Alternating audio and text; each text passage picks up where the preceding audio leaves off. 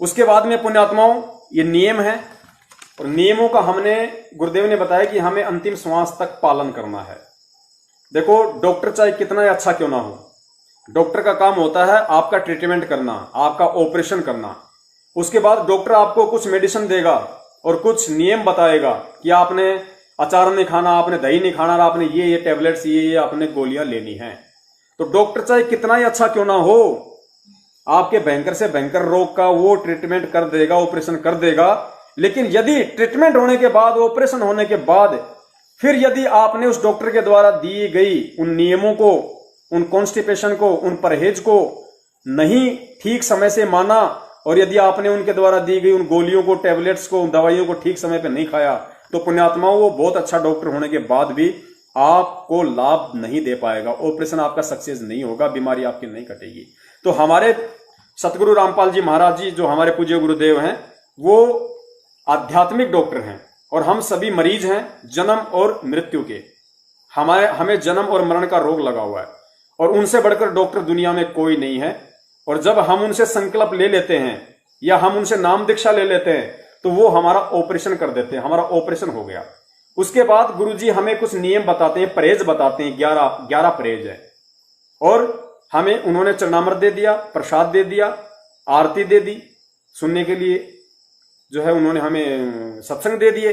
अब यदि हम उन गोली दवाइयों को नहीं खाएंगे और यदि हम इन नियमों को, ये परहेज यदि हम नहीं करेंगे, तो पुण्यात्माओं डॉक्टर चाहे कितने अच्छा क्यों ना हो, हम लाभ नहीं उठा पाएंगे। तो आपने इन नियमों का पालन सतगुरुदेव जी के आदेश अनुसार करना है। अब नियम क्या है, दास आप जी को समझा देता है। पुण्यात्मा वैसे तो दास का 50% से ऊपर नेट हो गया है, लेकिन परमेश्वर दया करें, फिर भी कोशिश हम करेंगे। फिर भी थोड़ा बहुत अगर कुछ रह गया तो परमात्मा कल संडे को पूरा करवा देंगे उसमें।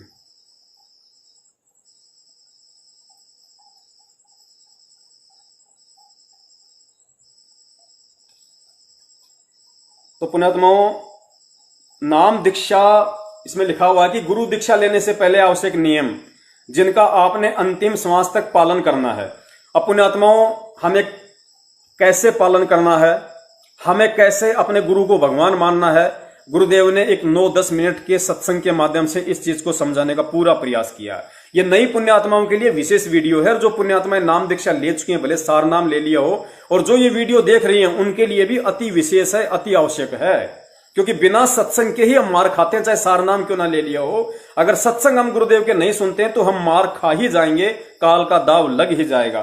तो परमात्मा ने इन नियमों को निभाने के लिए कैसे, परमात्मा ने एक पतिव्रता औरत का एग्जाम्पल दिया है, और पतिव्रता औरत को फिर परमात्मा ने समझाने की कोशिश की है कि यहां पे आत्मा तो है औरत और सतगुरु है पति, और एक औरत वो कैसे वो पतिव्रता धर्म को निभाए, एक औरत कैसे पतिव्रता कहला सकती है, पतिव्रता के क्या क्या लक्षण होते हैं, क्या क्या उसके गुण होते हैं, कैसे वो अपने पति की नजरों में प्यार को प्राप्त कर सकती है, कैसे सम्मान प्राप्त कर सकती है, कैसे उसका पति खुश हो, कैसे उसका पति प्रसन्न हो, वो कौन कौन सी ऐसे काम करे जिससे उसका पति हमेशा उससे खुश रहे, उसको सारे लाभ दे।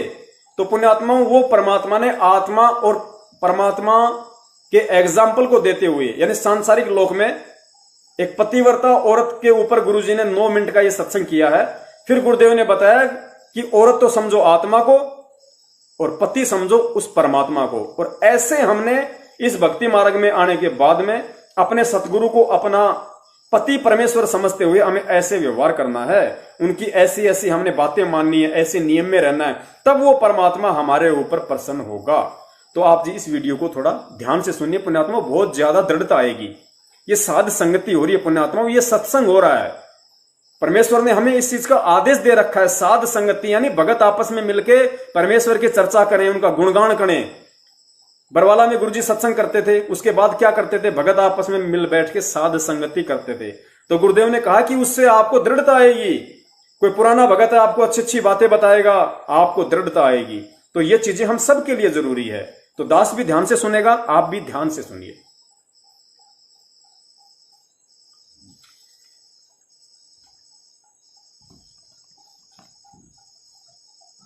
जिस पति को अपनी पत्नी पर शंका हो जाती है तो वो उनमें फिर प्रेम नहीं रहता। और जो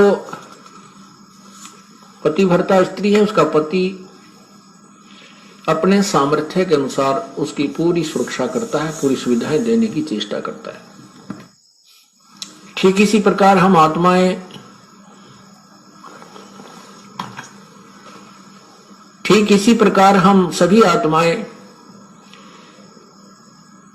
उस एक ही परमात्मा की हैं, वो हमारा पति है, सबका मालिक है। पति मीन मालिक, स्वामी, वो हमारा पति है। और हम जब तक उसमें पतिव्रता की तरह आस्था नहीं बनाएंगे, तब तक वो हमारी मदद, हमारी सहायता नहीं पूरी नहीं करेगा। जब हम पतिव्रता की तरह, उसके एक पतिव्रता का अर्थ है कि जैसे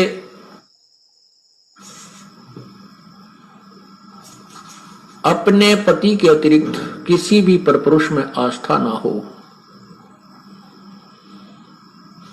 चाहे कोई कितना ही खूबसूरत हो, कितना ही धनी हो, चाहे वो कितना ही चटक मटक हो, हमारे मन में दोष नहीं आना चाहिए।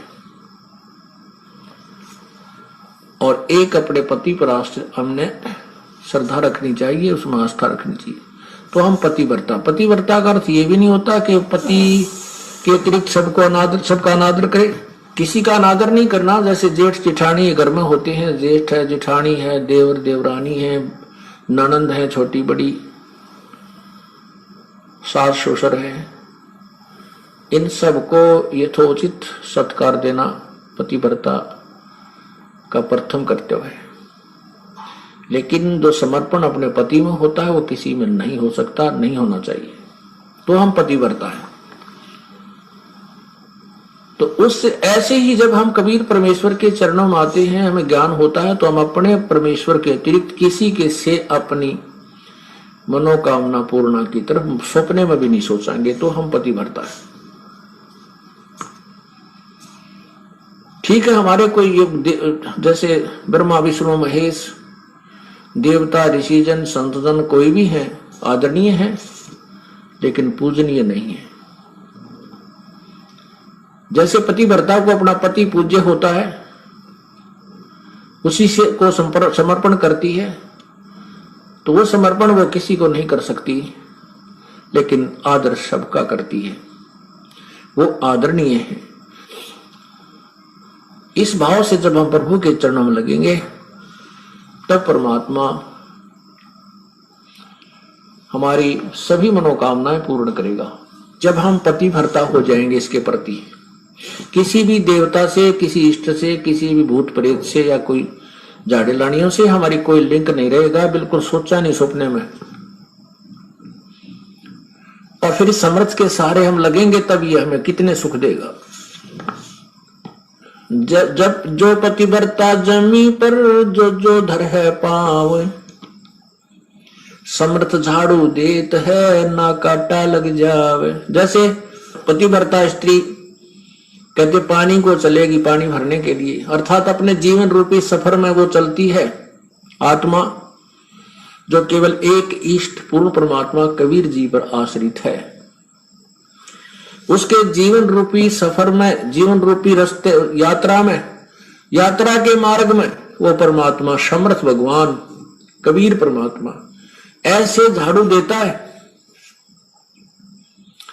झाड़ू बिन हमारे आने वाले जीवन में जो संकट हो, पाप कर्म रूपी कांटों को वो साफ करता रहता है कि कहीं मेरी आत्मा को पीड़ा ना लगे, कोई दुख ना हो जाए। अब आपको थोड़ा सा परमात्मा की महिमा सुनाते हैं, पतिव्रता कैसे होनी चाहिए, अर्थात हम प्रभु पर कैसे आश्रित हों। ग्रीव सुकर्मी पतिव्रता सो आन उपावन मूल, एक पुरुष से परस है पतिव्रता समतूल। पतिव्रता का निष्कर्ष बताता हूं आन उपावन मूल, बिल्कुल भी किसी और की पूजा नहीं करे, वो पतिव्रता आत्मा होती है। एक पुरुष, जैसे इसमें दोनों ही पहलुओं पर विवरण दिया है, जैसे स्त्री अपने ही पति एक ही पुरुष पर आश्रित रहे, ऐसे ही आत्मा एक पुरुष यानी एक परमात्मा पर आश्रित रहे, कबीर भगवान पर। पतिव्रत शुक्र में सो जानिए, एक पुरुष से रात, निर्दाव निर्भरता ना दूजे से बात। अपने मनोरथ पूर्णा के लिए वो किसी अन्य पुरुष से बात, किसी अन्य भगवान की इच्छा नहीं करती, वो पतिव्रता होती है। गरीब सवाल सुकुन किसको कहे, पतिव्रता सो नार, हुक्म अदूल न मेटा ही, सो पतिव्रता पार। देखो कितनी गहराई से बता रहे हैं, केवल यही एक लक्षण नहीं है पतिव्रता का। क्या बताते हैं कि पतिव्रता तो हो गई, अच्छी बात है, लेकिन पति कहता है वहां नहीं जाना और वो वहां अवश्य जाती है। पति कहता है ये काम नहीं करना और उसको करती है, तो वो भी पूर्ण पतिव्रता नहीं है। इसमें यही समझाना चाहे, जैसे हम संत आपको आदेश देता है गुरुदेव के बेटा चोरी नहीं करना, बीड़ी नहीं पीना, मांस नहीं खाना, सिनेमा नहीं देखना, ब्याज नहीं लेना, और आप वैसे तो कबीर परमात्मा के अतिरिक्त किसी को नहीं मान रहे हो और ये मर्यादा पालन कर नहीं रहे, तो भी आप पार नहीं हो। क्या बताते हैं, सवाल सुखन किसको कहे, पतिव्रता सो नार, हुक्म अदूल न मेट ही, सो पतिव्रता पार। आदेश की उल्लंघना नहीं करती है, वो पतिव्रता ही पार होगी, वही आत्मा पार होगी। गुरु वचन निश्चय कर मन, पूरे गुरु की सेवा ठान।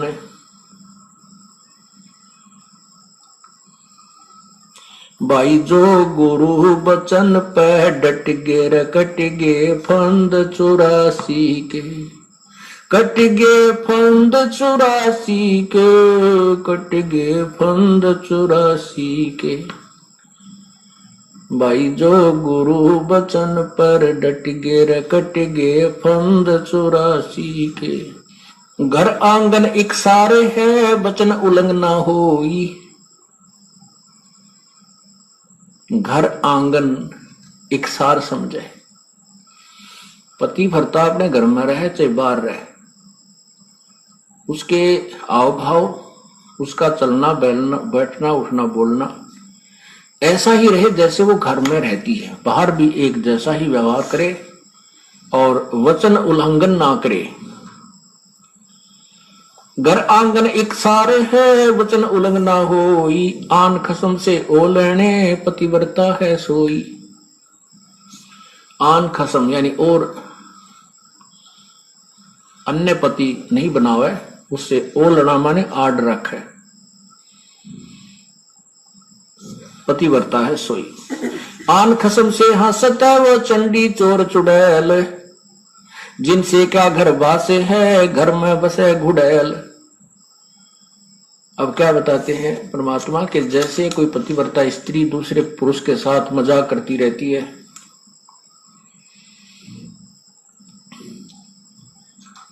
तो उससे दुर्भावना पूर्ण करती है, तो उसमें दोष है।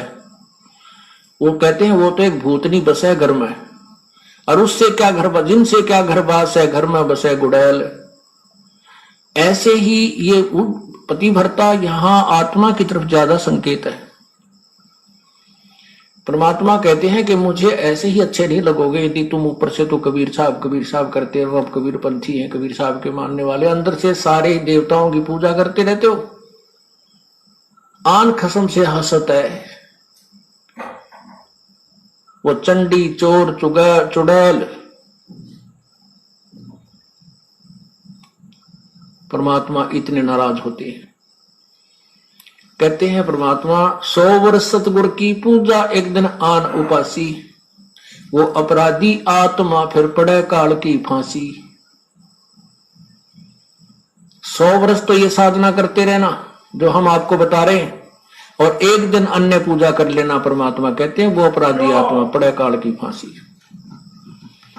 तो ऐसी गलती क्यों करेंगे हम? तब करेंगे जब हम ज्ञान नहीं सुन पाएंगे और ज्ञान उस दूसरे ज्ञान के लोगों से हम ज्यादा संबंध रखेंगे तो वो हमें विचलित कर डालेंगे। सच्चा पुण्यात्मों, परम पूज्य गुरुदेव सतगुरु रामपाल जी महाराज जी ने हमें कितनी अनमोल बात बताई है। एक पतिव्रता का उदाहरण देकर आत्मा और परमात्मा के विषय की बात बताई है कि किस तरीके से हम नाम दीक्षा लेने के बाद सतगुरु के प्रति समर्पित रहे। अन्य किसी भी गैर पुरुष अर्थात किसी भी देवी देवता साधु संत में सौपन में भी हमारी कोई आस्था नहीं होनी चाहिए और हम वही कर्म करें जो हमारे परम पिता परमेश्वर अर्थात सतगुरु को प्रिय हों, तो हम उन्हें प्रिय लगेंगे। फिर वो हमारी हर ख्वाहिश हर इच्छा वो पूरी करेगा, हमारी हर डिमांड परमात्मा आध्यात्मिक जीवन की पूरी करेगा। तो परमेश्वर की आप लोगों पर विशेष दया, उन पुण्यात्माओं पे जो आगे आने वाले समय में चाहे आज रात को ही चाहे सुबह जैसे भी उनको परमात्मा प्रेरणा करें और जैसा वो उचित समझें, क्योंकि दास की सेवा केवल आप जी को गुरुदेव जी के सत्संग आधारों से सत्य बताने की है। उसके बाद पुण्यात्माओं दास का कोई रोल नहीं है। आप जी को यदि सत्य लगे और उचित लगे तो आप जी संकल्प नाम दीक्षा को अपनाना, यदि आप इतना विश्वास कर सको तो। अन्यथा कोई दबाव नहीं है, किसी प्रकार का कोई प्रेशर नहीं है पुण्यात्माओं, ये आपके अपने विवेक के ऊपर है। दास केवल आप जी को परमात्मा से जुड़ने की विधि बता रहा है, उनका विधान बता रहा है। इसमें ना दास का कोई स्वार्थ है और ना ही आप जी को कोई स्वार्थ होना चाहिए। विवेक बुद्धि के साथ में आप जी ने फिर अपने आध्यात्मिक यात्रा को जारी रखना है। हाँ, सहयोग हम भक्तों का रहेगा। यदि कोई चीज समझ में नहीं आती है और परमेश्वर ने यदि हमारे ऊपर दया कर रखी है तो हम उस चीज को समझाने में साध संगति के तहत इस लाइव प्रोग्राम में हर शंकाओं के समाधान के लिए सतगुरुदेव जी की तरफ से तैयार रहेंगे। तो आगे गुरुदेव ने जो नियम बताए हैं वो कितने कंपलसरी हैं। अब जो नियम है प्रथम, इसमें गुरुदेव ने बताया कि गुरु दीक्षा लेने से पहले आवश्यक नियम जिनका आपने अंतिम श्वास तक पालन करना है। नंबर 1 है हुक्का, शराब, मांस, तंबाकू, बियर, सिगरेट, हुल्ला सूंघना, अंडा, सुल्फा, अफीम, गांजा और अन्य नशीली वस्तुओं का सेवन तो दूर रहा, किसी को नशीली वस्तु लाकर भी नहीं देनी है, क्योंकि बुराई करना व उसमें सहयोग देना दोनों ही महापाप हैं और भक्ति मार्ग में विष के समान हैं। ये गुरुदेव का प्रथम नियम है। यानी सतगुरु से उपदेश लेने के बाद, चाहे वो संकल्प नाम दीक्षा से जुड़े चाहे नाम से जुड़े, उसके बाद उस आत्मा के लिए प्रथम नियम है उस आध्यात्मिक डॉक्टर की तरफ से कि आपने नशे पते से बिल्कुल दूर रहना है, चाहे किसी भी प्रकार का नशा क्यों ना हो। आपने नशा करने वाले व्यक्ति का सहयोग भी नहीं करना है। यदि आपने ऐसा किया तो ये आपके सतगुरु के वचन की उल्लंघना हो जाएगी और परमात्मा से आपका जो कनेक्शन जो आपने जोड़ा है वो टूट जाएगा, आपको लाभ नहीं मिलेगा। फिर आपको अपना प्रारब्ध ही मिलता रहेगा जैसा कि आपके भाग्य में है। पुण्यात्माओं, सबसे पहला नियम जो परमात्मा ने बताया तो इसकी उपयोगिता भी बहुत ज्यादा है, क्योंकि नशा इस भक्ति मार्ग में सबसे ज्यादा बाधक है। गुरुदेव ने एक सत्संग में बताया कि हमारी जो नाड़ी होती है इला और पिंगला, जो ये नासिका होती है, एक इंगला एक होती है पिंगला, एड़ा और पिंगला। फिर यहां जो नाक की जो हड्डी है, गुरुदेव ने बताया कि यहां तो ये तो मांस है, यहां चल के जो हड्डी है जहां से नाक शुरू होता है हड्डी शुरू होती है, तो इस हड्डी के बीच में यहां पे एक सुराग और है, उसको बोलते हैं सुषुम्ना द्वार। उसको गुरुदेव ने सुषुम्ना द्वार बताया। तो वो सुषुम्ना द्वार जो होता है वो जन्म के कुछ समय बाद में हमारा बंद हो जाता है, और जो भगत की आत्मा है, सत भक्ति करने वाले की आत्मा, उसी सुषुम्ना द्वार से अंतिम समय में परमात्मा बाहर निकालता है। इस शरीर से जब आत्मा बाहर निकलेगी तो जो काल की जो भक्ति करते हैं, ब्रह्मा विष्णु महेश देवी देवता अन्य नकले संतों, वो तो निकलेंगे यहां से ब्रह्मरंध्र से, वो तो सीधे फिर काल के लोक में जाएंगे। और जो भगत होगा, जो सत भक्ति करता है, जो कबीर परमेश्वर की गुरु मर्यादा में रह के, उसकी आत्मा को परमात्मा 10वां द्वार भक्तों का सुषुम्ना द्वार है। काल लोक की भक्ति का 10वां द्वार है ये कपाल, यहां से ब्रह्मरंध्र। और जो भगत हैं, जो सत भक्ति करते हैं, गुरुदेव ने बताया कि सुषुम्ना द्वार से निकलेंगे। तो सुषुम्ना द्वार काल भगवान ने बंद किया होता है, और जब हम सतगुरु की शरण में आ जाते हैं तो परमात्मा की भक्ति से, मंत्र जाप से, सत्संग से, नियम मर्यादा में रहने से, उनकी सामर्थ्यता से फिर परमात्मा धीरे धीरे हमारा सुषुम्ना द्वार को खोल देते हैं। तो गुरुदेव ने बताया कि ये जो हुक्का पीते हैं, बीड़ी, शराब, गुटखा, मांस, ये जो है हमारे सुषुम्ना द्वार को बंद कर देता है। सुषुम्ना द्वार के लिए सबसे बड़ी बाधक है ये हुक्का पीना, सिगरेट पीना, बीड़ी पीना। तो ये भक्ति मार्ग में सबसे ज्यादा बाधक है। और सबसे बड़ा गुरु का वचन, गुरु बोले कि ये नहीं करना तो फिर नहीं करना, चाहे वो बाधा दे या ना दे। दूसरी बात फिर गुरुजी ने बताया कि हमारा जो बॉडी है उसमें सभी देवताओं का निवास है। जो पांचों जो प्रधान देवता हैं जिनके परमात्मा हमें प्रथम मंत्र देते हैं वो हमारे शरीर कमलों में विराजमान है। तो गुरुदेव ने बताया कि जो व्यक्ति मांस खाता है, शराब पीता है, ये जितने भी जो गुरुजी ने गांजा, अफीम, नशा, जितने भी प्रकार के नशे इस दुनिया में हैं, यदि वो करता है तो अपने शरीर में विराजित उन प्रधानों को वो जो है वो परेशान करता है, वो कृष करता है और देवता उससे नाराज होते हैं। अब नाराज होंगे तो फिर पुण्यात्मा सही तरीके से काम कैसे चलेगा हमारा। तो इसलिए परमात्मा ने प्रथम नियम बताया कि भगत साधु सोई जो सीधा चाल है, हमें गुरु मर्यादा में चलना है। इन चीजों को हमने भूलकर भी प्रयोग नहीं करना है। और यदि हमसे कोई बीड़ी मंगवाता है, हुक्का मंगवाता है, शराब मंगवाता है, या इवन गुरुजी ने यहां तक बताया यदि कोई सिगरेट पी रहा है, बीड़ी पी रहा है और आपसे कहे कि भाई साहब जरा वो माचिस देना वहां से उठा के, तो भी आपने नहीं देना, सहयोग भी नहीं करना है, क्योंकि ये गुरु वचन है। हमें इस चीज को ध्यान रखना है, गुरु वचन है ये। तो प्रथम नियम के विषय में गुरुजी ने फिर और क्या बताया, थोड़ा सा आप जी उसको ध्यान से सुनिए। एक नंबर के विषय में, जो नियम के विषय में, इसलिए परमात्मा हमारे विकार छुड़वाते हैं। कबीर परमात्मा की रजा बिना ये प्राणी कोई भी विकार नहीं त्याग सकता। और इन विकारों को ग्रहण बहुत शीघ्र कर लेता है। आप देखो हुक्का, तंबाकू, ये क्या लाभ देता है, सबको पता है। पीने वाला भी कहता है कि बहुत बुरी चीज है। हुक्का, तंबाकू, सिगरेट, बीड़ी, जहां भी जिस भी माध्यम से तंबाकू का सेवन होता है, ये सभी मानते हैं कि ये अच्छी वस्तु नहीं है, फिर भी पी रही है।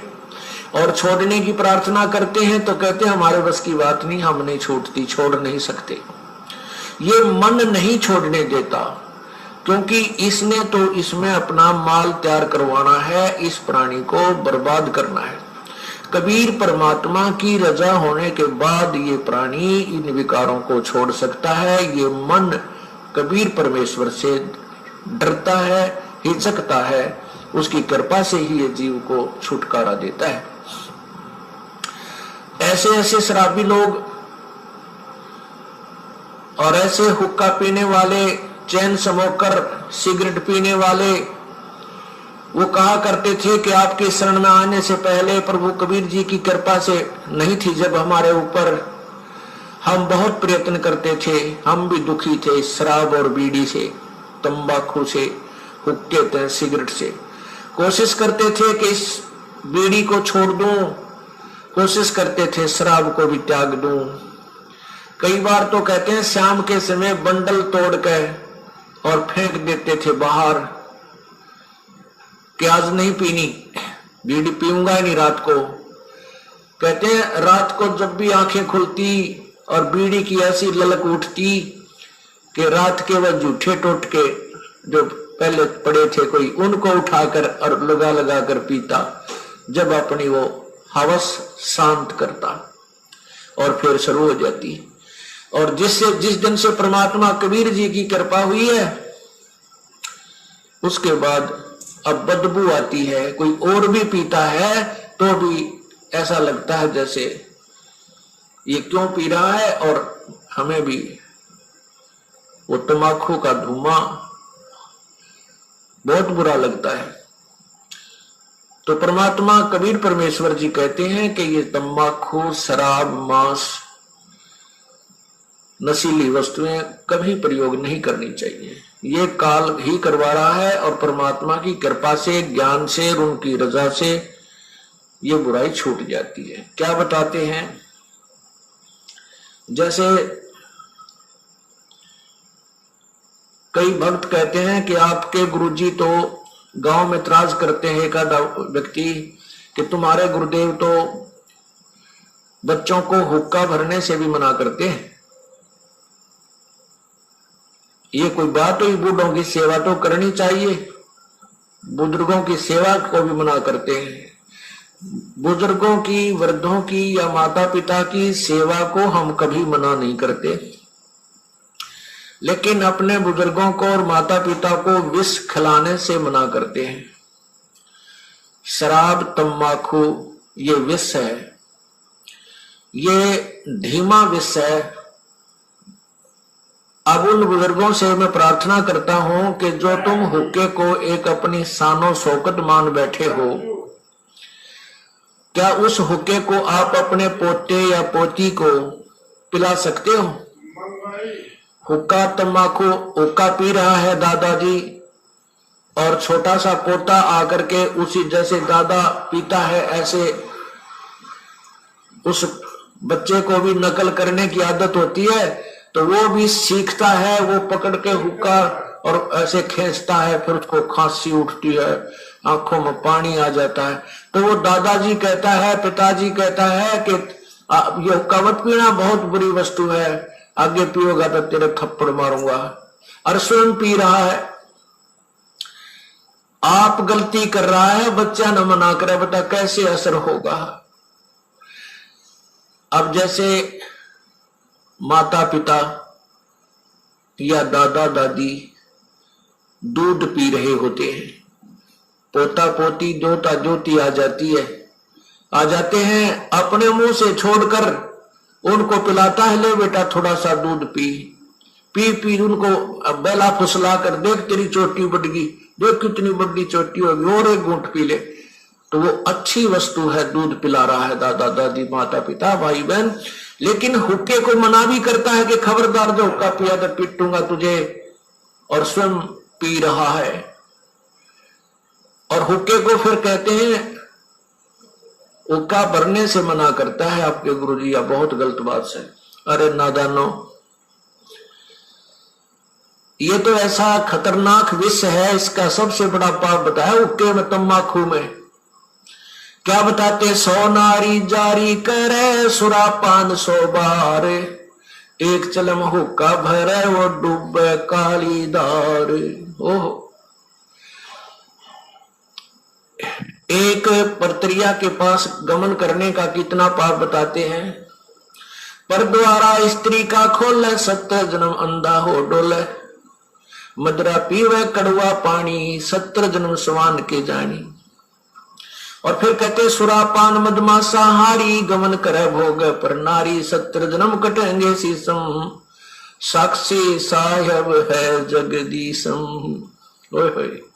परमात्मा आदरणीय गरीबदास साहेब जी अपने भगवान कबीर साहब को साक्षी रख के कह रहे हैं कि जो विकार तुम कर रहे हो ये कितने भयंकर हैं। क्या बताया है कि मदरा पीवे कड़वा पानी और 70 जन्म कुत्ते के जानी। जो शराब पीते हैं एक बार उसके 70 जन्म कुत्ते के होंगे, कंटिन्यूसली 70 जन्म। ओए होए। और फिर क्या कहते हैं, सुरापान मदमासा हारी। सुरापान कहते हैं शराब पीने वाला, शराब पीता है जो, और मांस आहार करता है, और गमन करे भोग पर नारी, जो दूसरे की पत्नी के पास दुराचार करता है, तो उनके साथ क्या बनेगी, 70 जन्म कटेंगे शीसम, साक्षी साहेब है जगदीशम। उन लोगों के 70 जन्म शीश कटेंगे, कि तो बकरा बनेगा, कि तो मुर्गा बनेगा, कि तो वैसे, कि तो गंडासे में आकर कटेगा, कि तो थ्रेसर में आकर नाड़ आ जाएगी। यानी दुर्गति से मौत होगी, बुरे जन्म होंगे। उसके लिए बताते हैं कि 100 नारी जारी करे सुरापान 100 बार। ओए होए। मदरा पीवे कड़वा पानी, शराब पीवे उसके 70 जन्म कुत्ते के होंगे। और ये 100 बार पीने वाला 100 बार पी ले और 100 बार पर नारी गमन कर ले, उनको कितना पाप हो जाएगा, बहुत ज्यादा। कहते उन सबको मिलाकर एक हुक्का पीने वाले को, एक हुक्का भरने वाले को पाप है।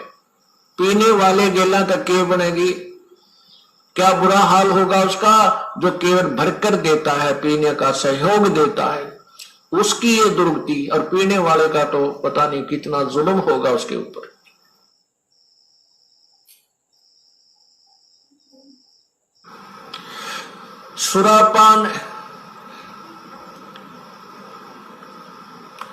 सोनारी जारी करे सुरापान 100 बार, एक चिलम हुक्का भरे वो डूबे काली धारी।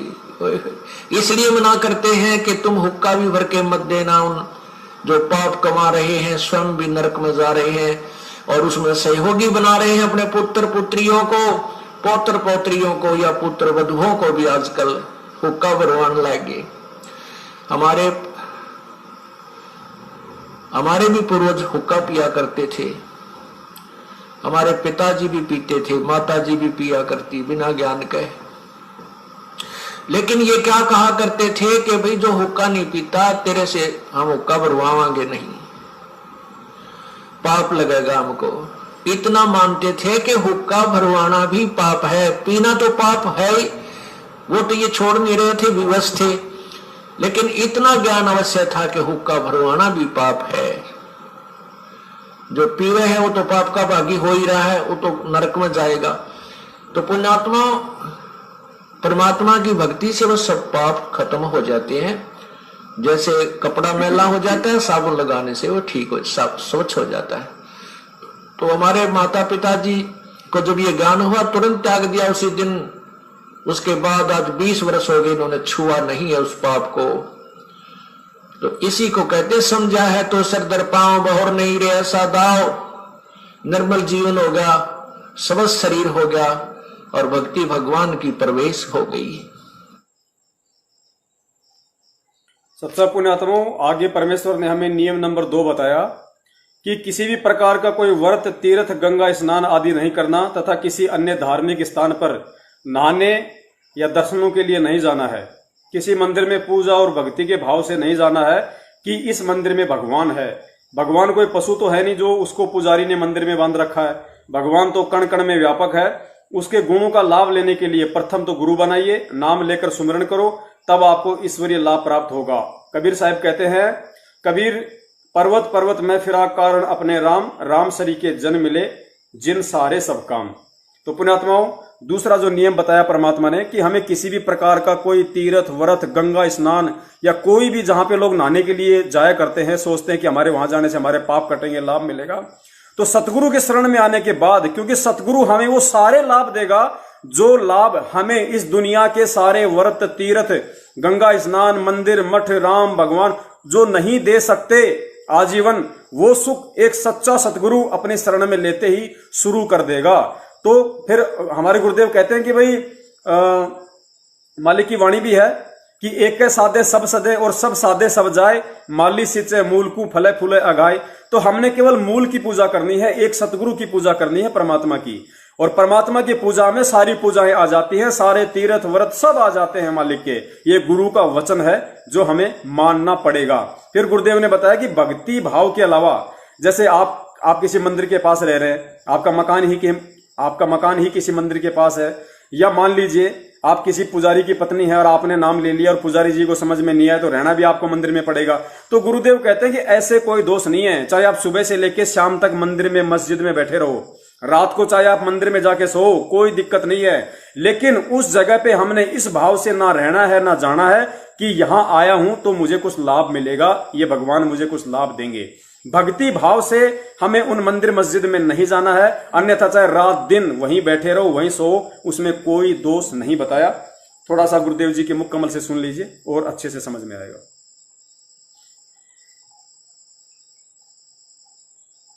कहीं पर आप देखते हो इन भ्रमित किए हुए अज्ञानी ऋषि संतों के द्वारा के फलाने स्थान पर का पर्व होगा, वहां पर भी लगेगी, पर भी वो है इनकी 1 घंटा 1.5 घंटा स्नान का समय निर्धारित करते हैं किसी सरोवर, तालाब या दरिया में। उसमें जो स्नान कर लेगा उसका बेड़ा पार हो जाएगा। ये कर रखा है ना ऐसा जुल्म। वहां बेड़ा पार नहीं, बेड़ा गर्क होता है। कैसे होता है? एक समय हरिद्वार के अंदर हर की पैड़ियों पर ये पर्व भी लगी थी। कुंभ के पर्व के ऊपर स्नान का समय निर्धारित किया था इन्होंने। वहां पर ये सभी त्रिगुण उपासक, रजगुण ब्रह्मा, सदगुण विष्णु, तमगुण शिव जी के उपासक, ये गिरी, पुरी और नागा, वैष्णो, ये कनपाड़े नाथ, और बिना कन पाड़े ये सारे वहां इकट्ठे हो गए स्नान के लिए। स्नान करने का जब समय आया, वहां क्या होता है, गिरी अलग ग्रुप में, पूरी अपने न्यारे ग्रुप में, नागा अलग से इकट्ठे हो जाते हैं, वैष्णव अलग से इकट्ठे हो जाते हैं। वहां से फिर स्नान करने के लिए चलते हैं अपने अपने मुखिया के पीछे। सबसे पहले नागा चले गए ऊपर भी नहाने के लिए, पर भी लेन मोक्ष प्राप्ति के लिए बेड़ा पार कराने गए थे नागा। सबसे पहले पैर की पैड़ियों पर खड़े हो गए स्नान करने के लिए। पीछे से आगे ये सतगुण विष्णु जी के उपासक वैष्णव साधु आए। उन्होंने कहा, अरे नागाओ, पहले हम स्नान करेंगे, हम सर्वश्रेष्ठ हैं, तुम बाहर आओ, अभी स्नान नहीं करना तुमने। तैयारी पकड़ रहे थे स्नान करने की। नागा कहने लगे, नहीं, हम सर्वश्रेष्ठ हैं, हम त्यागी और बैरागी हैं, हम कोई वस्त्र तक भी नहीं स्तन पर रखते, हमको नी इच्छा फिरते हैं, हम सर्वश्रेष्ठ हैं, हम प्रथम स्नान करेंगे। अब वैष्णव साधुओं ने कहा कि तुम बाहर आ जाओ नागो, तुम काहे के श्रेष्ठ हो, तुम नहाते ना धोते, राख लपेटे फिरते हो, सरड फड़ तुम टट्टी के हाथ भी नहीं धोते, और तुम काहे के श्रेष्ठ हो, बाहर आओ, हम प्रथम स्नान करेंगे। इस बात का दुख माना उन्होंने, नागाओं ने, और दोनों आपस में झगड़ा शुरू हो गया। वैष्णव साधुओं का, सतगुण विष्णु के उपासकों का, और तमगुण शिव जी के उपासक नागाओं का आपस में लठ बाज गया, झगड़ा हो गया। और वहां लगभग 25,000 ये त्रिगुण उपासक कटका मर गए वहां पर भी लेन गए थे, बेड़ा पार कराना हो गया, बेड़ा गर्क। तो यहां परमात्मा कहते हैं, तीर तुपक तलवार कटारी, जमदड़ जोर बधावे हैं, हर पैड़ी हर हेत न जाना, वाजा करद चलावे हैं, काटे शीस नहीं दल करुणा, ये जग में साध कमावे हैं, और जो जन इनके दर्शन को जावे, उनको भी नरक पठावे। काटे शीस नहीं दल करुणा, जग में संत को आवे हैं, हर पैड़ी हर हेत नहीं जाना, वाजा तेग चलावे हैं। हर की पैड़ी कहें, भगवान का स्थान कहो, भगवान की छाती पर ये कुकर्म कर दिया, 25,000 कटका मर गए। लेली पर भी टिंडे वहां पर, ये है इनके तीर्थ स्थान नाने के। और किसी को मना करता है तो यूं के हमारी तो भावनाओं को ठेस पहुंचा दिया। अरे ये कोई भावना हुई? अब जैसे कोई बालक, कोई बिजली का तार टूटा पड़ा है, उसमें स्पार्किंग हो रही है, बच्चा उसको आतिशबाजी जानकर पकड़ने जा रहा है, और कोई बुद्धिमान व्यक्ति उसको देख रहा है, उसको भागकर उठाकर उस बच्चे को उसकी जान बचा देता है। बच्चा रोता है क्योंकि उसकी भावनाओं को ठेस पहुंचा है। वो तो उसको पकड़ना चाहता था, और उसको पता था उस बद्दर पुरुष को कि ये मर जाएगा। फिर भावनाओं को वहां ठेस पहुंचाना अनिवार्य था। तो इस दास का उद्देश्य यही है, इसको अगर तुम ठेस मानते हो तो ठेस सही, पर तुम्हारी जान बचेगी ना, सारी वीरान मट्टी होगी आपकी, क्योंकि शास्त्र विरुद्ध साधना करके। तो यहां क्या बताते हैं, चारों युग में संत पुकारे, कूक कहा हम हेल रे, हीरे माणिक मोती बरसे, ये जग चुगता डेल रे।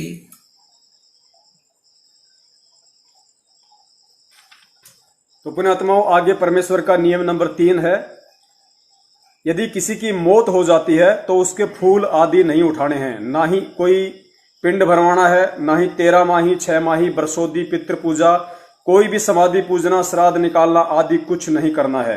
ये 5 तत्व से बना शरीर तो एक वस्त्र की तरह है, मूल वस्तु जीवात्मा है, वह कर्म आधार पर नए शरीर में जा चुकी होती है। हम अज्ञानियों द्वारा भ्रमित होकर पीछे क्रियाएं करते रहते हैं जो व्यर्थ है।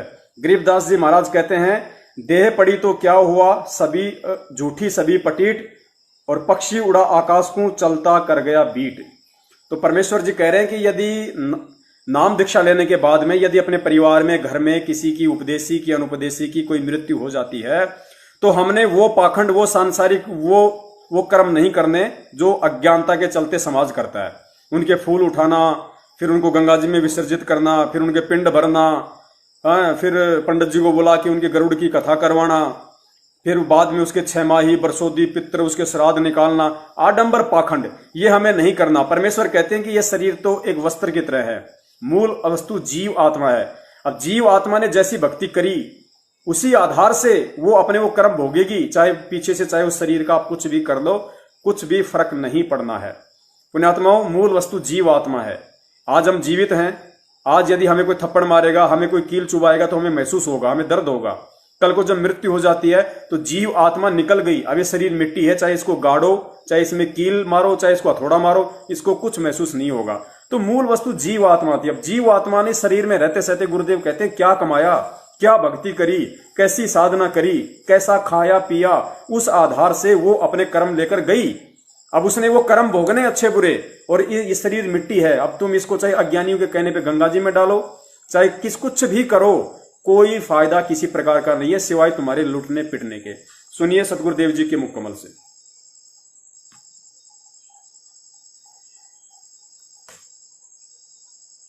ये फूल क्यों उठाते हैं? अस्थियां,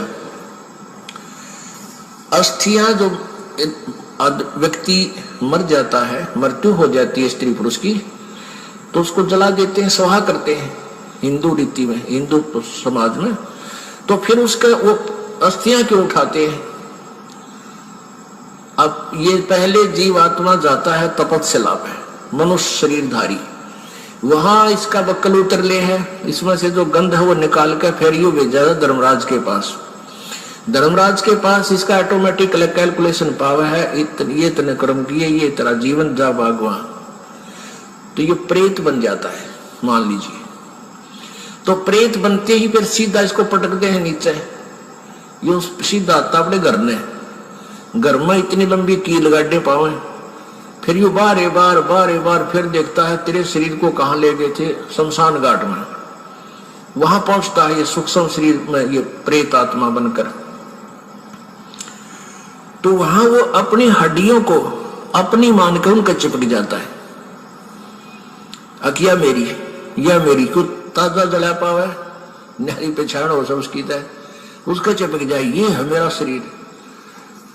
अब ये क्या करते हैं जंतर मंत्र करने वाले, ये सेवड़े शावड़े नालायक, ये उन अस्थियां उठा लावे, उन अस्थिया को चिपका हुआ आवे तो मेरी है मेरी है, फिर उसका करके जंतर मंत्र, और फिर उसको किसी और में प्रवेश कर देते हैं, वह बिरान मट्टी उसकी भी और अगले की भी शुरू हो जाती है।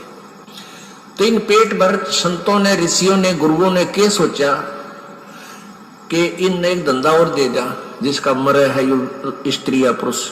उनको ये कहने लगे, इनके पास कोई मोक्ष मार्ग तो था नहीं कि इसका कल्याण हो जाए बेचारे का। तो वो न्यू कहने लगे, तुम इन सारी राख न डाल के और गंगा में बहा दो। अब गंगा में दरिया में डाले पाछे वो कितना का कितना उसका भूत ने बेरा पट्टा ना कौन सी तेरी थी। तो अब उनका मानना ये था उन गुरुओं का कि इस राख ने ठुआ के और दूर गिर का गंगा में, और वहां और दुकान खोल ली, वहां बैठ के पांडे कि भाई मोक्ष कराना है तुम्हारे पिता का, वहां वो जंतर मंत्र करेंगे, उनको कुछ दक्षिणा देना, उनकी फिर सेटिंग, उनके एजेंट वो गांव गांव के ब्राह्मण, वो गुरु नकली, इन्हें बहुत जबरदस्त जाल फैला रखा था जीव ब्रह्मांडे का। तो वहां फिर ये अस्थि ठाण का प्रोग्राम शुरू हो गया। इब हमने ना तो भूत बनना, कति गारंटीड बात समझ लेना, जो ये मार्ग भक्ति का दास आपको दे रहा परमेश्वर कबीर जी का दिया हुआ है, इसका मोक्ष तो पक्कम पक्का है। मान लीजिए कोई पैर थड़स गया, किसी का रेपट बीघा नहीं जा पाया, तो मनुष्य जीवन मिलेगा, वो किसी अन्य योनि में नहीं जाएगा, और ना जाने कितने जन्मों तक वो मानव ही बनता रह सकता, इतने पुण्य हो जाएंगे, लेकिन होगी फिर दुर्गति आगे चल के। तो कोशिश ये करना है कि अब ये भूल ना लगे, ये बात बढ़े नहीं। सच्चाई पुण्यात्माओं, आगे सतगुरुदेव जी ने चौथा नियम दिया है, हमें अन्य किसी भी देवी देवता की पूजा नहीं करनी।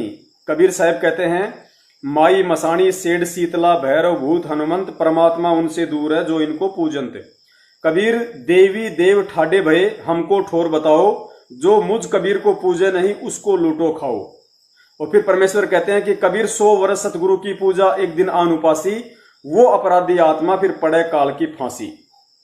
तो हमने सतगुरुदेव जी के इस वचन की पालना करनी है कि हमने इष्ट रूप में अपने सतगुरु के अलावा, कबीर भगवान के अलावा अन्य किसी भी देवी देवता की पूजा पाठ नहीं करनी है। 10 मिनट का वीडियो आप जी पहले पतिव्रता के ऊपर सुन चुके हैं। उसमें परमेश्वर ने इसी बात पे जोर दिया है कि पतिव्रता स्त्री कौन होती है, जो सोपन में भी अपने पति के अलावा गैर पुरुष का विचार मन में नहीं लाती है। तो गैर पुरुष वहां पे देवी देवता, नकली साधु संत हैं, और अपना पति वहां पे सतगुरु है। तो वही पत्नी अपने पति को भाती है, यानी वही आत्मा अपने सतगुरु को प्रिय होती है जो उसके आदेशों में चलती है, जो उसके अलावा सोपन में भी किसी गैर का विचार अपने मन में नहीं लाती है। फिर भी सतगुरुदेव जी का सुनिए छोटा सा सत्संग।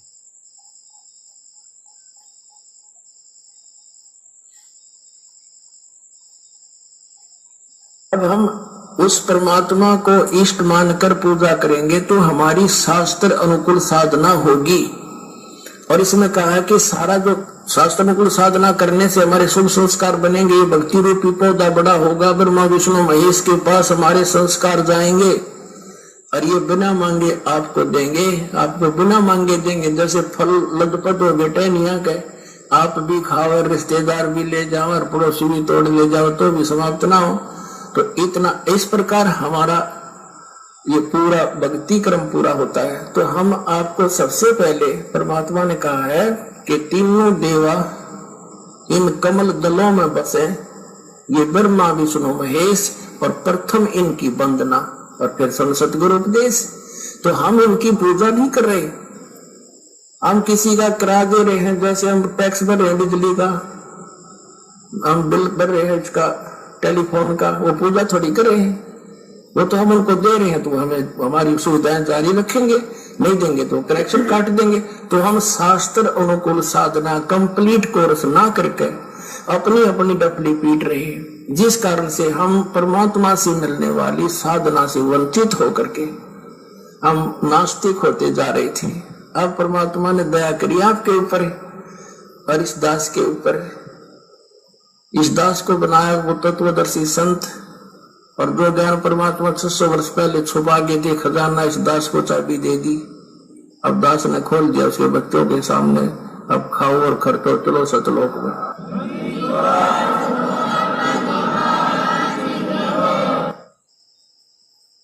तो पुण्यात्माओं, इस नियम में हमें परमेश्वर ने समझा दिया कि हमें क्यों देवी देवताओं व अन्य किसी भी भैरव भूत हनुमान या किसी भी पितृ वगैरह किसी की कोई पूजा नहीं करनी है। केवल हमें सतगुरुदेव अर्थात कबीर भगवान की ही पूजा करनी है। अन्य से हमें ना कोई लाभ होना है। और यदि हमने ये गलती की तो सतगुरु के वचन की उल्लंघना होने से हम भक्ति मर्यादाओं से दूर हो जाते हैं। दूसरी बात, हमें परमेश्वर ने बताया कि हम कोई भक्ति छुड़वाते नहीं ब्रह्मा विष्णु महेश की, लेकिन पूजा हमें केवल अपने सतगुरु की ही करनी है, परमात्मा की ही करनी है। हमें इनकी साधना करनी है। साधना अगर करते रहेंगे तो हमें यहाँ की सुख सुविधा मिलती रहेगी, क्योंकि ये ब्रह्मा विष्णु महेश जी यहाँ के मैनेजर हैं और परमात्मा हमें जो भी लाभ देगा वो इन मैनेजरों के माध्यम से ही देगा, क्योंकि ये व्यवस्था भी परमात्मा ने ही की हुई है। तो इसलिए परमात्मा हमें ब्रह्मा विष्णु महेश जी से लाभ लेने का वास्तविक विधि बता देते हैं। वास्तविक इनके जो मंत्र हैं वो हमें उन्होंने दे दिए। तो हमने केवल जब तक हम यहाँ रहेंगे इस शरीर में, तब तक हम केवल इनसे सुख सुविधा लेते रहेंगे, जो परमेश्वर के माध्यम से जो परमेश्वर इनको देंगे और ये हमारे को देंगे। तो हमने केवल इनकी साधना करनी है, भक्ति, इनकी पूजा नहीं करनी है। हमें परमेश्वर इनके वास्तविक भक्ति मंत्र बता रहे हैं जिनसे ये जल्दी आकर्षित होंगे। एक सत्संग में गुरुदेव ने बताया कि जैसे भैंसा को भैंसा राम करते रहो नहीं देखेगा, आप कुत्ते को कुत्ता कुत्ता बोलते रहो वो नहीं देखेगा, क्योंकि वो तो उनके शरीर के नाम है, लेकिन उनको आकर्षित करने का क्या मंत्र है वो अलग है। अब जैसे भैंसा राम है, उसको भैंसा राम कहोगे नहीं देखेगा। तो गुरुदेव ने कहा कि उसको थोड़ा सा बोल दो उर्र रही, तो गुरुदेव कहते हैं तुरंत देखेगा, कान खड़े कर लेगा कहां से आवाज आई। आप कुत्ते को कुत्ता कुत्ता कहो नहीं सुनेगा, उसको धीरे से बोल दो त्योल त्योल, तुरंत देखेगा, क्योंकि वो उनको जो है आकर्षित करने के वास्तविक मंत्र हैं, कोडवर्ड है वो। तो इन सभी देवी देवताओं के, ब्रह्मा विष्णु महेश जी के, दुर्गा के, गणेश जी के, शंकर जी के, इनके वास्तविक जो मंत्र हैं जो दुनिया नहीं जानती, ये ओम नमः शिवाय, हर हर महादेव, ओम नमः भागवते विष्णु देवाय नमः, जय गणेश, ये मंत्र नहीं है। ये तो नकलियों ने अपने मनमुखी रूप से बना रखे हैं। वास्तविक इन देवी देवताओं के जो मंत्र हैं वो सतगुरुदेव जी हमें देते हैं, ताकि इनसे ये देवता जल्दी जो है हमारी तरफ आकर्षित होते हैं। और सांसारिक इस भक्ति के लिए हमें जो सांसारिक सुखों की जो जरूरत है, सांसारिक लाभ और साधन हमें जो चाहिए, वो इन्हीं के माध्यम से हमें परमात्मा दिलवाएगा। तो हम केवल इनकी साधना कर रहे हैं, पूजा नहीं। अगला नियम गुरुदेव ने बताया, ऐसे व्यक्ति का जूठा नहीं खाना जो नशीले पदार्थों का सेवन करता हो। ये 5 नंबर नियम है। हमें ऐसे किसी भी व्यक्ति का, चाहे घर का हो, चाहे परिवार का हो, यार दोस्त रिश्तेदार कोई भी हो, जो आदमी नशा करता है, बीड़ी सिगरेट पीता है, या अन्य जो भी शास्त्र विधि को त्याग कर जो भी मनमानी पूजा पाठ करता है, हमें उस व्यक्ति का जूठा बिल्कुल भी नहीं खाना है। ये सतगुरुदेव जी का आदेश है, वरना भक्ति मार्ग में इस आदेश की उल्लंघना होने से हम मर्यादा रहित हो जाएंगे, परमेश्वर के लाभ से दूर हो जाएंगे। तो जिस व्यक्ति ने नाम दीक्षा नहीं ले रखी है सतगुरु रामपाल जी महाराज जी से इस पृथ्वी पे, उसके अलावा हमने किसी भी व्यक्ति का झूठा खाना नहीं खाना है। नंबर 6, जुआ ताश कभी नहीं खेलना है। पुण्यात्माओं, ये जुआ खेलना, ताश खेलना, ये क्रिकेट देखना, क्रिकेट खेलना, सिनेमा देखना, ये पुण्यात्माओं हमारे समय और श्वासों की बर्बादी है। भक्ति मार्ग में अब हमें इन चीजों की कोई आवश्यकता नहीं है, और ना ही इन चीजों को हमें अपना बिजनेस बनाना है, ना ही इन चीजों को हमें अपना कैरियर बनाना है। बहुत सारे भगत भाई हैं, वो अपने बच्चे को क्रिकेट एकेडमी ज्वाइन करवा देते हैं, अपने बच्चे को बॉक्सिंग, जूडो, कराटे वो करवा देते हैं। तो पुण्यात्माओं हमने वो नहीं करवाने हैं, क्योंकि ये ना तो हमारे जीवन में कुछ काम आने, ना हमारे शरीर के लिए कोई फायदेमंद है, ना इनसे हमें कोई ज्ञान मिलता है। तो ये चीजें हमें बिल्कुल भी नहीं करनी है। और सुनिए आप जी सतगुरुदेव जी के मुख कमल से गुरुदेव जी ने क्या आदेश दिया।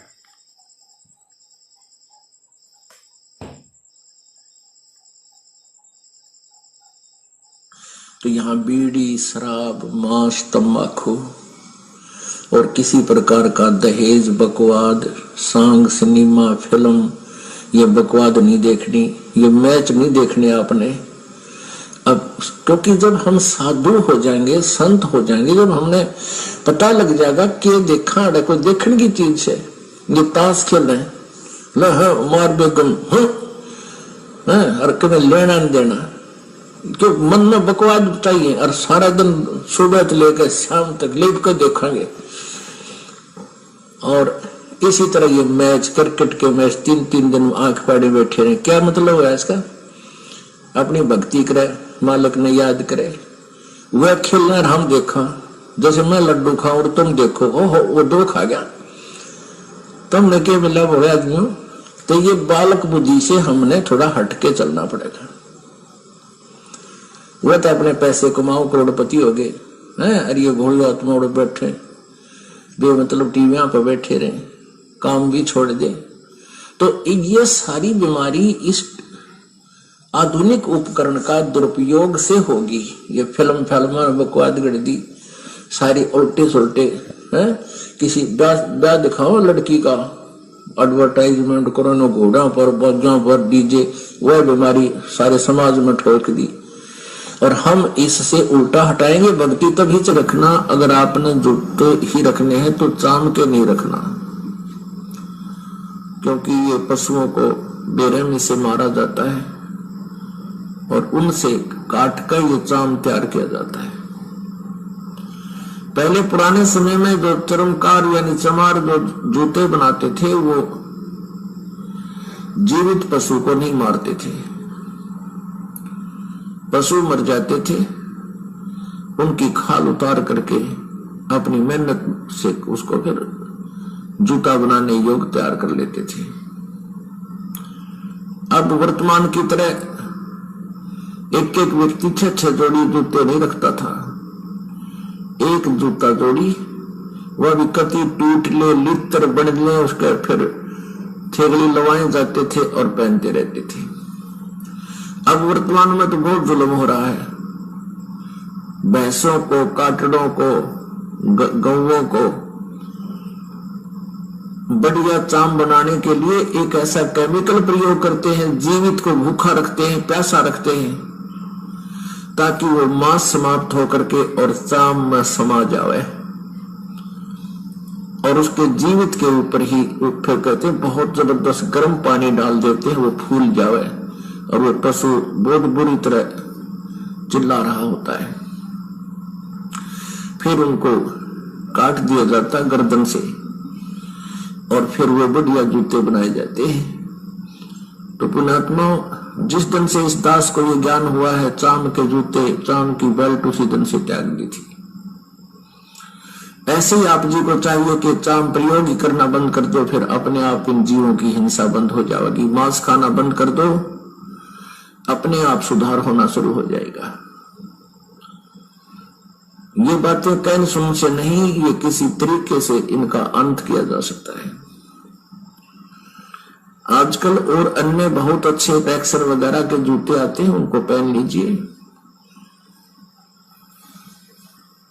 और जैसे मिलिट्री वगैरह में है, वो सरकारी मामला है, गवर्नमेंट का है, वहां आपको दोष नहीं है वो कैसे जूते पहनने को दे। प्राइवेट फिर आप वो नहीं पहनोगे, केवल ड्यूटी के समय वो पहन सकते हो, उसके बाद अपना दूसरे सिंपल चप्पल पहन लो, चाहे हवाई चप्पल, ये भी बढ़िया। हमने अपने पापों के जो सोर्स हैं उनको खत्म करना है और जो पुण्य के सोर्स हैं उनको बढ़ाना है।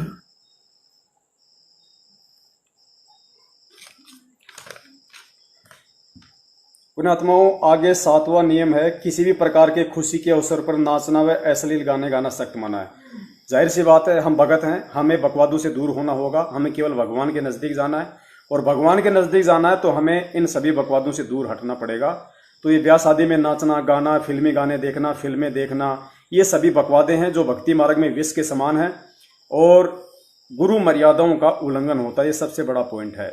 इनके नुकसान तो है ही हैं, क्योंकि हमारा जो मस्तिष्क है ये एक मेमोरी कार्ड है और गुरुदेव कहते हैं हम इसमें जैसा भरेंगे वैसा ही बाहर निकलेगा।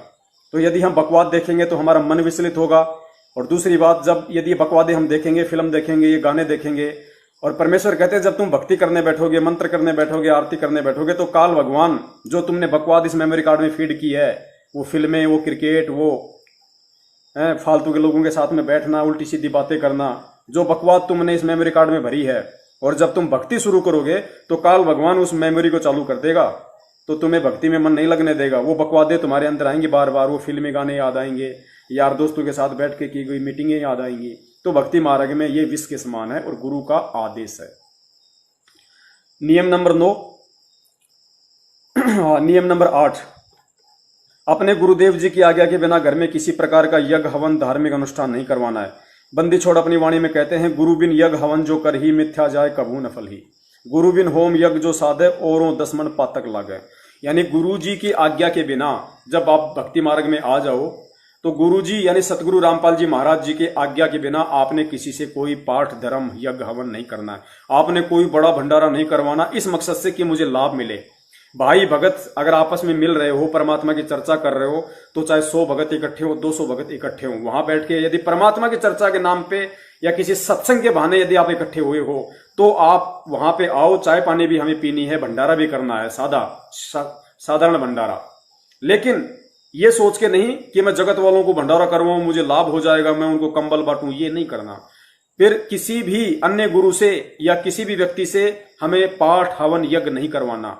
गुरु के अलावा हमें किसी से कोई पाठ नहीं करवाना। आज जितने भी लोग जो सतलोक आश्रम मैनेजमेंट हरियाणा वालों से जो पाठ करवा रहे हैं, ज्योतियां करवा रहे हैं, उनको पैसे जमा करवा रहे हैं, पुण्यात्माओं ये लोग पाप के भागी बन रहे हैं। क्योंकि पाठ करने का अधिकारी सृष्टि में केवल सतगुरु है, या सतगुरु के आदेश से जो व्यक्ति ये सेवा संभालेगा। क्योंकि पाठ वही सफल होता है या तो गुरु उस पाठ की शुरुआत में शामिल हो, क्योंकि 3 दिन का पाठ होता है, या तो गुरु पाठ की शुरुआत करे या गुरु स्वयं पाठ का अंत करे, तो ही वो पाठ सक्सेस होता है। जबकि गुरुजी 6 साल से जेल में हैं और ये लोग पाठ के नाम पे अरबों रुपए खा चुके हैं संगत का। सुनिए सतगुरुदेव जी के मुख कमल से, जिसमें गुरुदेव ने कहा कि मेरे ही गुरु भाई ने और एक मेरे ही गुरु भाई से, यानी जो गुरु जी से विमुख हो गया था, हमारे दादा गुरु जी से विमुख हो गया था एक भगत, उससे किसी दूसरे भगत ने, सुरेंद्र नाम के भगत ने पाठ करवा लिया। उसके साथ में क्या हुआ सुनिए सतगुरुदेव जी के मुख कमल से। पाठ केवल गुरु के आदेश अनुसार और गुरु के हाथों में ही पाठ का पैसा सौंपना है, अन्य के हाथों में नहीं।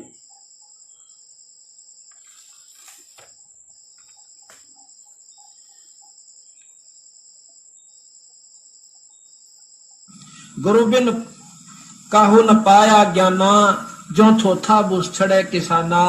जिस प्रकार सिरसम के जोड़े न कितना कूट ले कुछ नहीं पाओगा, और बूमबड़े न चाहे कितना छड़ लो कितना उसको कूटो कुछ नहीं पाओगा उसमें।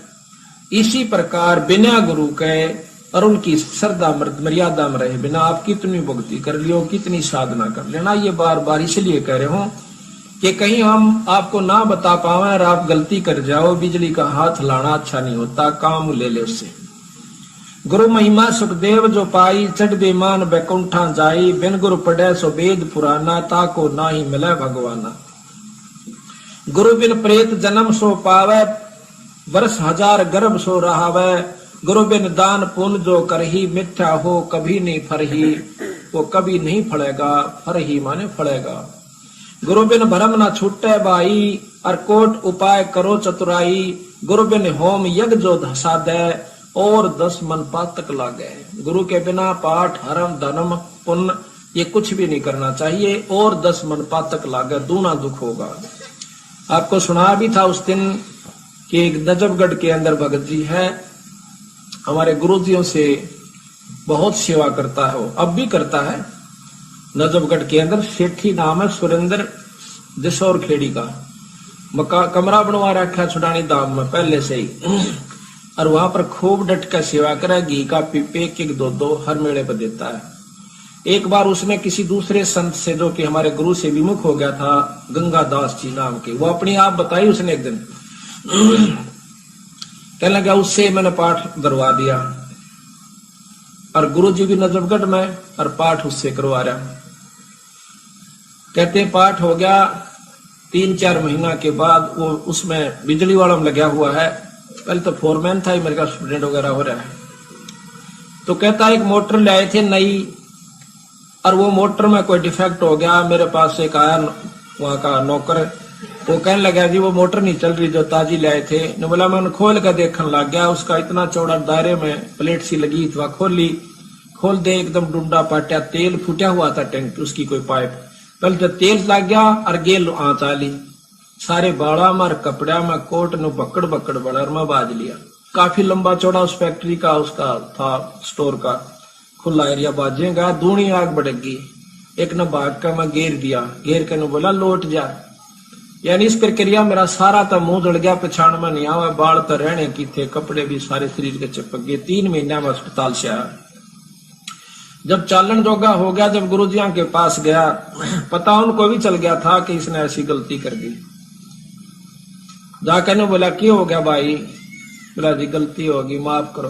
बोला ना और करवा ले पाठ। भाई जब परमात्मा के नियम को छोड़कर बिजली का हाथ लाना अच्छी बात नहीं होती। कहने लगे हमने तेरे ऊपर के कृपा ना करी, तेरे घर में के सुख ना हुआ। तेनो बोला महाराज जी मैं तो मूर्खता में आ गया, और मेरी हाँ होगी फिर नाटी गई, नाटा गया निस्ताई। बोला ले ईब तो नाट जागा, अगमा ईब उसने बढ़न भी कौन दो। बोला नो नहीं कहता मैं बढ़न नहीं दे। जो नियम है संत का आदर कीजिए। नो थोड़ा है भाई पति ने छोड़कर यानी अपने जो मर्यादा को तोड़कर फिर वो ठीक नहीं रहता। आम व्यक्ति से वो व्यवहार नहीं होना चाहिए गुरु के प्रति जो हो सके। तो फिर ने बोला जाओ साय हो जाएगा। ईब उसका कोई निशान भी नहीं बता सकता कि कितना कदे जड़या था वो, और नहीं तो इसी हालत होगी कौन कह देगा ये ठीक भी हो जाएगा, यानी 6 महीने और लगने। बोला 15 दिन के अंदर मेरा निशान नहीं रहे कितने भी। आज उसका शरीर देखियो कोई नो कह देगा भाई उसका आंच भी नहीं लगी होगी कभी। तो इस प्रकार भाई सावधान रहने से ही लाभ मिलेगा। नो तो मनमुखी तापा फिर देने ऐसा कर देते। ये भी मन चाह है कि गुरु तो रोज नो कहे भाई सत्संग में आया करो, बाकी होगा महीना 6 महीना में एक बार जावांगे कोई बात नहीं है, वो आपकी मर्जी से एक बार से 100। पर हमने अपने पापड़ बेलने से बार बार यही कहना है जो बंदी छोड़ना कह रखा से। ईब तो हम चले जावांगे मनमुखी होकर, कल गधे और गधी बनकर कुमार कठा जाएंगे, फिर मनमुखी होना मन तो फिर भी चाहोगा लकड़ के बोरे तलत बाजू, फिर 2 तम ओगरे ठोका कड़ में और दूना बाहर दरेगा, फिर जाना कहाँ जाएंगे हम। तो हमने तो यो दुख याद आया, और गुरु के प्रति जो हमारा विचार व्यवहार रहा शायद ही आपका हो पावे। और उसका परिणाम ये हुआ कि हमारे को चंद दिनों में वह चीज दे दी जो कि उन्होंने उनके साथ को 20-20 साल रह कर चले गए, उनको नहीं दी। तो इसी प्रकार जो मर्यादा है, जो नियम है गुरु के प्रति, परमात्मा के पाने के वह सारे निभाने पड़ेंगे जब जाकर बात बना करें। तो यहाँ कहा है गुरु बिन होम यज्ञ जो साधे और मन दस पातक लादे, सतगुर मिले तो अगम बतावे, जम की आंच ताही नहीं आवे, काल की आंच। तो पुण्यात्माओं, आप जी ने सुना नियम नंबर 8। यहाँ पे कमेंट्स में सुरेश कुमार अग्रवाल जी कह रहे हैं कि जब अपने घर वाले किसी और से पाठ करवाएं तब क्या करें। सुरेश भाई जी, सतगुरु रामपाल जी महाराज जी कहते हैं कि कबीरा तेरी झोपड़ी गलकटियन के पास, जो करेगा सो भरेगा, तू क्यों भया उदास। उनकी करनी उनके पास में है, लेकिन आप जी उनके पाठ में किसी भी प्रकार का कोई सहयोग ना करें। यदि आप संत रामपाल जी महाराज जी के शरण में हैं तो, यदि आप गुरुदेव की शरण में हैं तो आपने उनके किसी भी पाठ में सहयोग नहीं करना है। यदि आपके परिवार वाले अनुपदेशी हैं, किसी पंडित को या गुरु को बुलवाकर पाठ करवा रहे हैं, पूजा करवा रहे हैं, उनका अपना कर्म है, उनको करने दीजिए। यदि आपने नाम दीक्षा ले रखी है सतगुरु रामपाल जी महाराज जी से, तो आपने किसी भी प्रकार का कोई सहयोग नहीं करना है।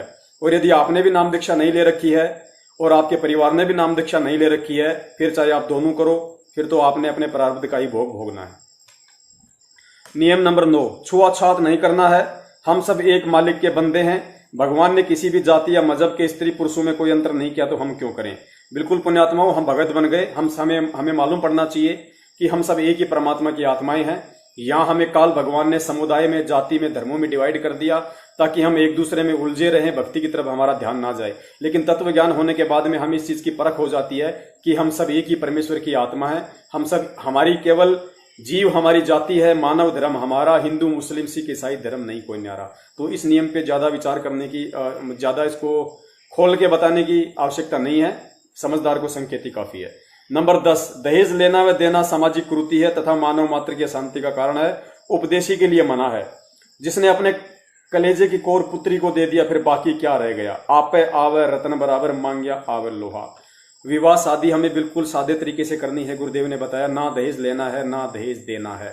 सिंपल तरीके से परमात्मा ने कह रखा है कि जिसका परमात्मा ने जहां संयोग जोड़ रखा है, हमें चिंता नहीं करनी कि बेटी की शादी होगी या नहीं होगी, बेटे की शादी होगी या नहीं होगी। हमारे चिंता करने से ना तो हो सकती है ना रुक सकती है। परमात्मा ने कहा कि वो शरण में आने के बाद वो मालिक की आत्माएं हैं, और परमात्मा ने जिसका जहां संस्कार जोड़ रखा उसको काट कौन देगा। इतना विश्वास हमें रखना पड़ेगा, क्योंकि ये गुरु वचन है, मर्यादा है। नियम नंबर 11, वास्तुकला या ज्योतिष आदि के चक्कर में नहीं पड़ना, प्रभु पर विश्वास रखें। गुरुदेव ने स्पष्ट कर दिया कि ज्योतिष या वास्तुकला, किसी भी इस तरह की जो ये गणितज्ञ वगैरह होते हैं, जो जिस तरह की अटपट करते हैं, हमें इन पे कोई विश्वास नहीं करना है। ज्योतिष या में जो बोले, कुछ भी बोले। गुरुदेव ने यहां तक कहा है कि ज्योतिष एक विद्या है। हमारे जो हाथ है, हाथों में जो ये लकीरें हैं, ये परमात्मा की तरफ से, कबीर साहिब जी की तरफ से, ये कोड वर्डों में हमारा फ्यूचर है, हमारा भविष्य छुपा है यहाँ।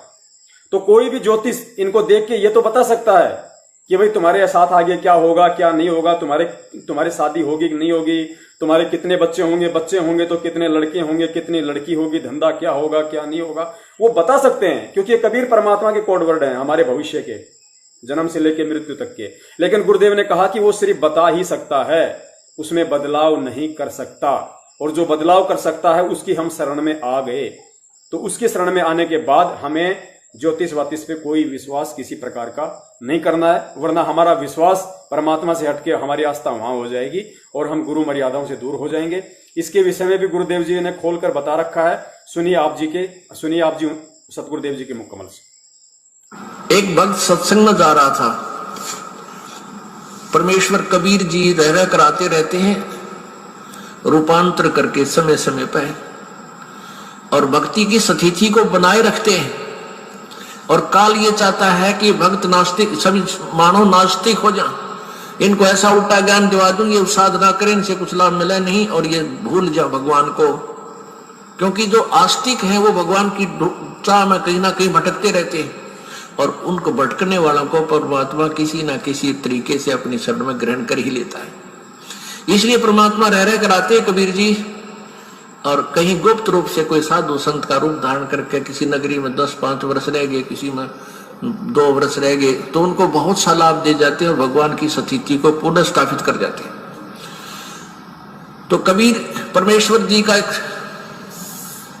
अब हम संत कहेंगे, वो थे मालिक ही,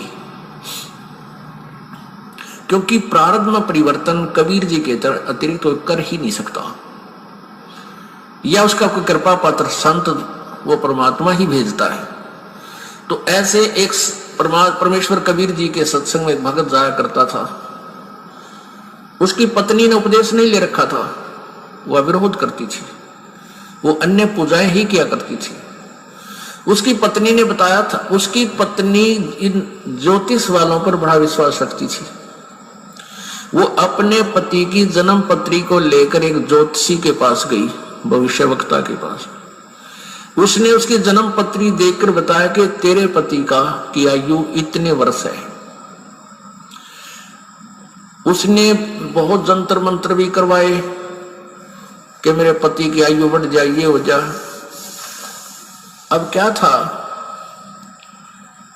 अब वो चिंतित होगी कि भी मेरे पति की आयु इतनी है, और वो अपने पति को कहती कि तू ऐसे कर, वहां मेरे उसके पास चल, आप पर आपत्ति आने वाली है। वो कहने लगा मैं नहीं जा सकता कहीं भी, मुझे ज्ञान ऐसा प्राप्त हो गया, मेरे गुरुदेव के अतिरिक्त मेरी आपत्ति को आओ भी गी तो टालनिया नहीं। उसने ये ना बताई कि तेरी मृत्यु होगी, कदे चिंतित हो जाए, और आप दुखी रहा करती थी।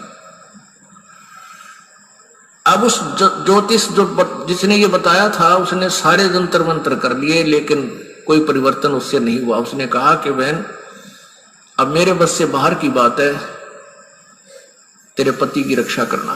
वो एक पुण्य आत्मा था। देखो ये जो जन्म पत्रियां हैं, हस्तरेखाएं हैं, ये प्रभु द्वारा लिखे गए कोड वर्डों में हमारे भविष्य है, हमारा प्रारब्ध है। इसको जानने वाला बता तो देगा कि तेरे घर में ऐसा होगा, तेरे इस दिन वर्ष के बाद तेरी मृत्यु होगी, पक्की होगी, और हो जाती है। और कबीर परमेश्वर की कृपा से इस दास की शरण में आने के बाद आपको कोई ये कह दे तुम्हारी इस दिन मृत्यु होगी,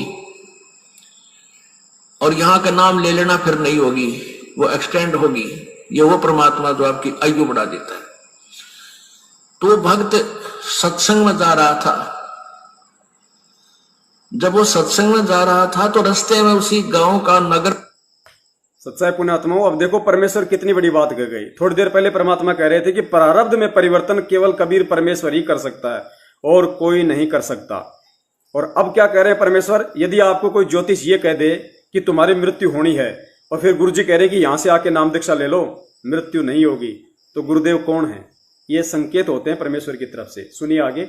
और आगे इस कहानी में हम सभी भक्तों के लिए बहुत गहरा संदेश है। इस भगत को आगे चल के थोड़ी सी शंका अपने गुरुदेव पे हो जाएगी, जिसकी वजह से उसको कितना नुकसान हुआ। तो गुरुदेव हमें शिक्षा दे रहे हैं इस कहानी के माध्यम से कि अपने गुरुदेव के प्रति नाम दीक्षा लेने के बाद, उनकी भक्ति शुरू करने के बाद मन में जरा सा भी विक्षेप नहीं आना चाहिए। का एक व्यक्ति मिल गया, वो शराबी कबाबी आदमी, और वो सिनेमा देखने जा रहा था दूसरे उसी शहर में जिसमें वो सत्संग के लिए जा रहा था। पहले पैदल जाया करते थे, साधन नहीं थे, तो दोनों मिल गए, वहां हम सफर हो गए। एक दूसरे ने पूछा तुम कहां जा रहा है? वो कहने लगा मैं सत्संग में जा रहा हूं। दूसरा बोला तू कहां से? पूछा तो कहां जा रहा है? मैं सिनेमा देखने जा रहा हूं, और वहां शहर से शराब लाऊंगा, और वहां घूटी ला के फिर फिल्म देख के फिर आऊंगा। तो उस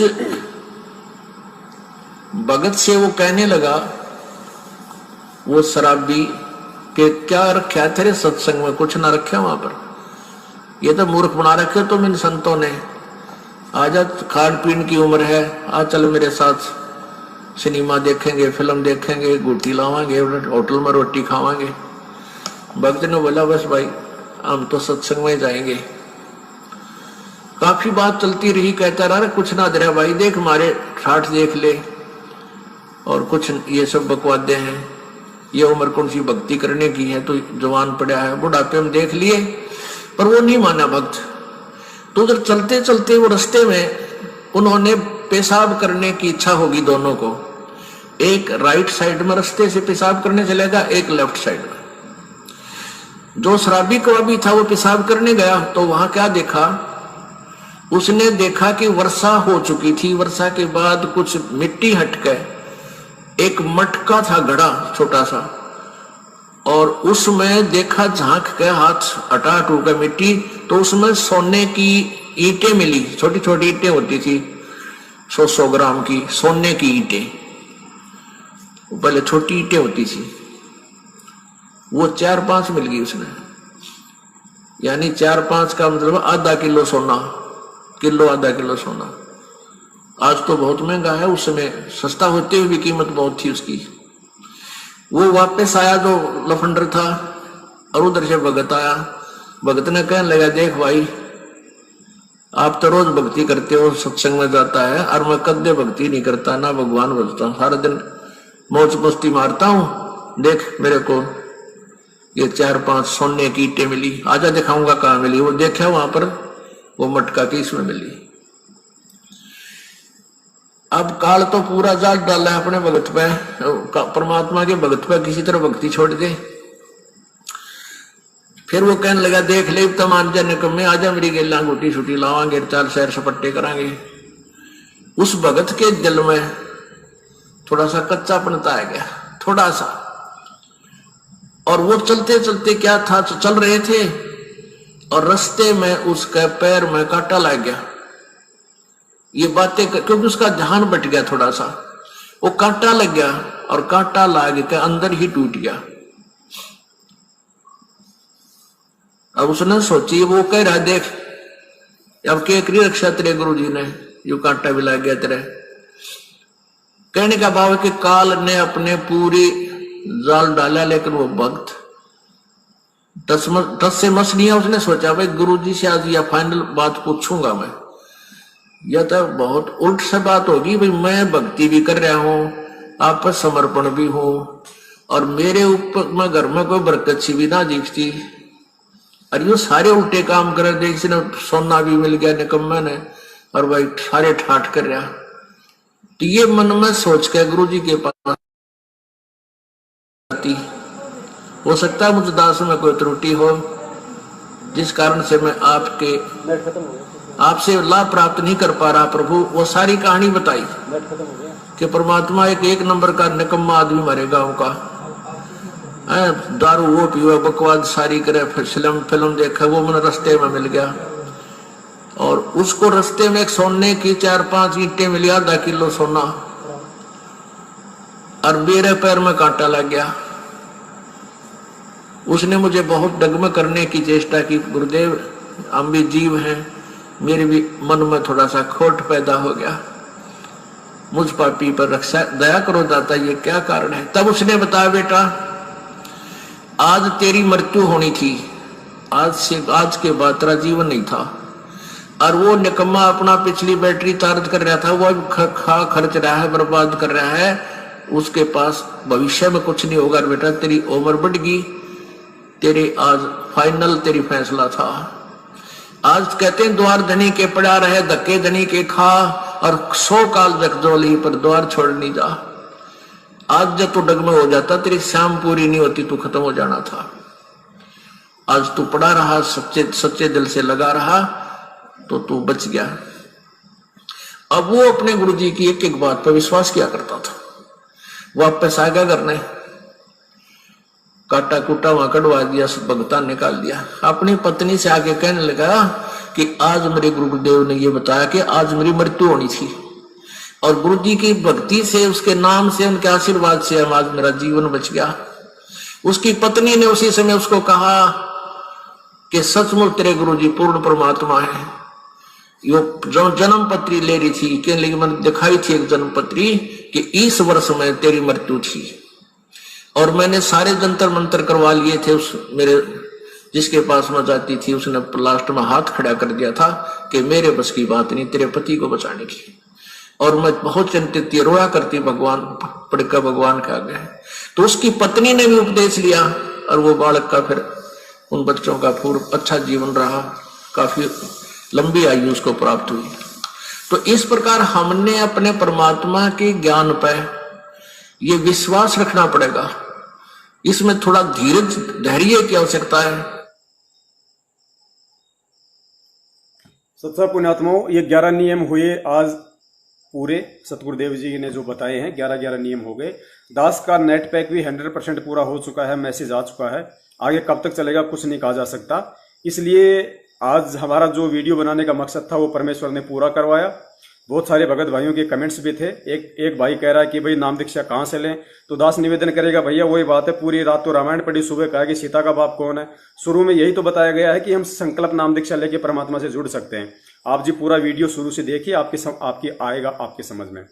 और इसके अलावा कुछ भगत भाई कह रहे हैं कि हमने सतलोक आश्रम मैनेजमेंट हरियाणा से नाम दीक्षा ले चुके हैं, प्रथम नाम भी सतनाम भी, लेकिन अब क्या करें, क्योंकि नामदान के अंदर फर्जी है, भक्ति छोड़ें या क्या करें या करें। पुण्यात्माओं, भक्ति नहीं छोड़नी है, नाम परमात्मा का है, भले डीवीडी से मिला है, भले ही इन फर्जी लोगों की तरफ से आपको नाम मिला, लेकिन नाम परमात्मा का है, भले डीवीडी से मिला हो चाहे कैसे भी मिला हो।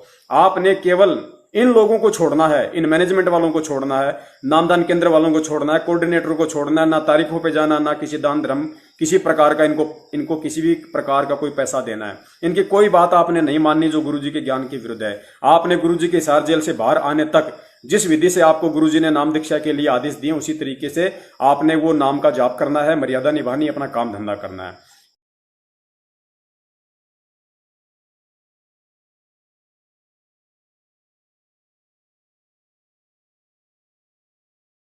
भाई जो गुरु बचन पे डट गे रे कट गे फंद 84 के। भाई जो गुरु बचन पे डट गे रे कट गे फंद 84 के।